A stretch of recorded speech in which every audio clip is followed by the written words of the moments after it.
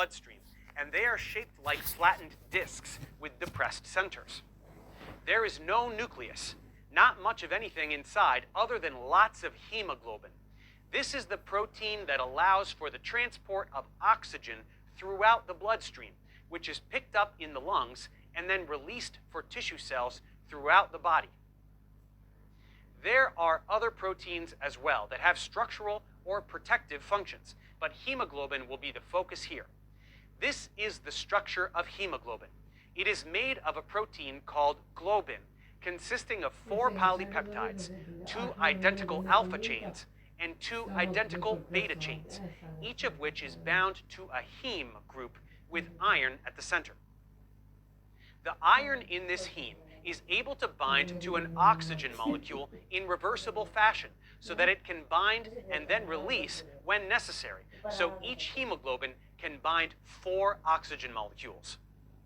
And there are around 250 million hemoglobins per red blood cell, so one red blood cell can transport 1 billion oxygen molecules. Blood cells are produced through a process called hematopoiesis, and this occurs in the red bone marrow, which is a soft network of connective tissue found on certain blood capillaries, and which contains hematopoietic stem cells. For erythrocytes, this is more specifically called erythropoiesis, and billions of new red blood cells are made every day to maintain a nearly constant number, given that red blood cells function properly for only about 3 months, only to be destroyed by macrophages, which are a phagocytic type of white blood cell. Next, let's look at leukocytes, or white blood cells, which, unlike the far more abundant red blood cells, are complete cells with nuclei and organelles. These are part of the immune system, which we will discuss in greater detail later. But for now, we will just understand that these help us defend against pathogens and other harmful things. These use the circulatory system to get around the body, but they can also slip out into other connective tissues to do their work. There are 2 types of white blood cells, granulocytes and agranulocytes, which differ in the presence or absence of granules. The 3 types of granulocytes are neutrophils, which kill bacteria, eosinophils, which kill parasitic worms, and basophils, which contain histamine that attracts other white blood cells to a site of inflammation. Agranulocytes, on the other hand, can be lymphocytes, which fight viruses and tumors, and also give rise to plasma cells, which produce antibodies, which we will discuss later.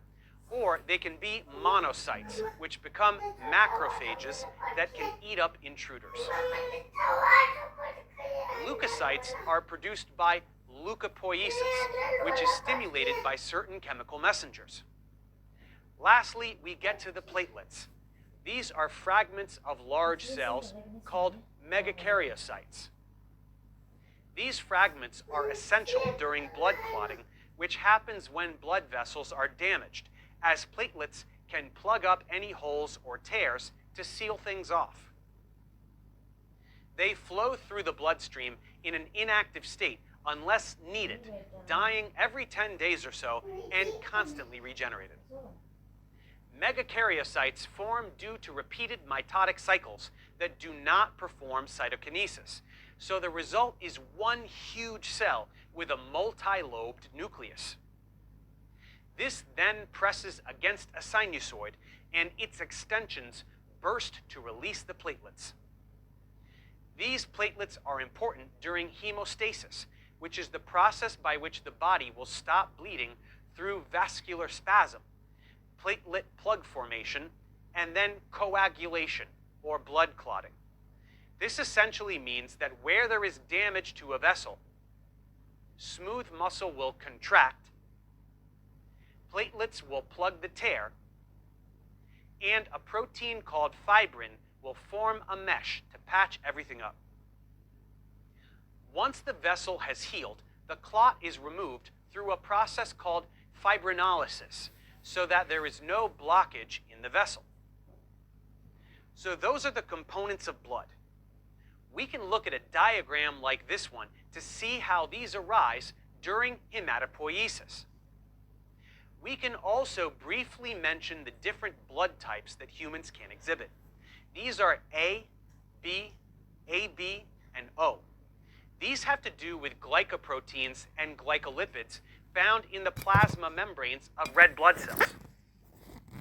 A and B refer to two different agglutinogens that can be found in these membranes.